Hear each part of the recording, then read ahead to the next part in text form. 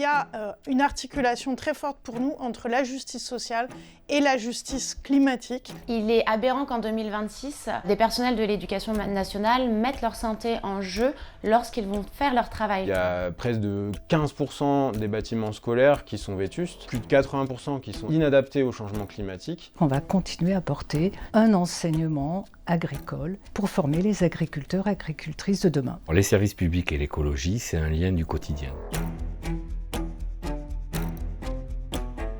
Le changement climatique a un impact important sur le fonctionnement des services publics et donc sur la population. En 2025, on a eu plus de 80 départements qui ont subi des vagues de chaleur. Ça a conduit à la fermeture de plus de 2200 établissements scolaires ou écoles. Concrètement, ça veut dire que ces enfants-là ont perdu des jours de classe ou de cours et globalement, quand on exige un meilleur budget pour les services publics, c'est aussi pour faire face aux enjeux environnementaux, pour pouvoir améliorer véritablement le service rendu aux usagers. Avec l'Alliance écologique et sociale, la FSU est mobilisée pour une rénovation des bâtiments scolaires. Aujourd'hui, on demande des protocoles de réaction face à ces événements extrêmes, type canicule, qui permettent d'assurer la santé et la sécurité de tous les personnels et des usagers. Donc la FSU se mobilise avec l'Alliance écologique et sociale pour demander un plan d'investissement du bâti scolaire à hauteur de 5 milliards d'euros par an pendant 10 ans. C'est à minima ce qu'il faudrait pour rénover l'intégralité du bâti scolaire. Savoir que l'empreinte écologique des bâtiments scolaires est massive. Les élus de la FSU accompagnent au quotidien les agentes et les agents qui sont confrontés à des risques. Ces dernières années, on a beaucoup agi sur tout ce qui était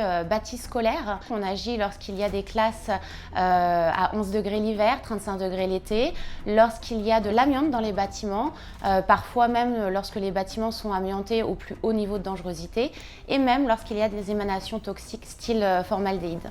On se bat pour que des analyses soient effectuées, pour que des mesures soient prises pour cesser les dangers et on se bat pour faire reconnaître les accidents de service lorsqu'il y en a. Ce n'est pas simple, les dossiers ne sont jamais traités rapidement, mais c'est la force des élus FSU justement qui fait que ces dossiers sont traités et le plus rapidement possible puisqu'on ne lâche rien. Pour la FSU, être engagé pour l'écologie, c'est participer aux mobilisations et proposer des modèles alternatifs. On est engagé depuis plusieurs années maintenant sur plusieurs luttes qui visent à préserver l'environnement, préserver le bien commun. Et à titre d'exemple, nous étions à Sainte-Soline pour lutter contre les méga-bassines et l'accaparement de l'eau. Plus récemment, nous avons participé à toutes les mobilisations contre la loi Duplon, cette loi mortifère. Et on revendique un enseignement agricole qui est au plus près d'un modèle agricole qui aujourd'hui se doit être un modèle qui respecte le vivant dans son ensemble.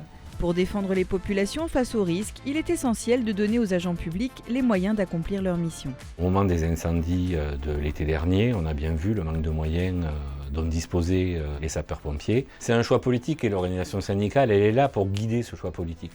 Elle est là pour dire où sont les besoins, parce qu'on est au contact de ces agents-là au quotidien et on sait de quoi ils manquent, de quoi ils ont besoin. Vous avez besoin de ce service public-là qui vient au secours des populations. On voit bien que les employés municipaux, les collectivités territoriales et les personnels des collectivités sont présents pour aider les populations, pour les soutenir, que ce soit du point de vue des secours, mais aussi de l'alimentation, de l'accès à l'eau, etc., etc., sur des questions qui sont fondamentales. Rejoindre la FSU, c'est rejoindre un syndicat engagé sur les questions écologiques.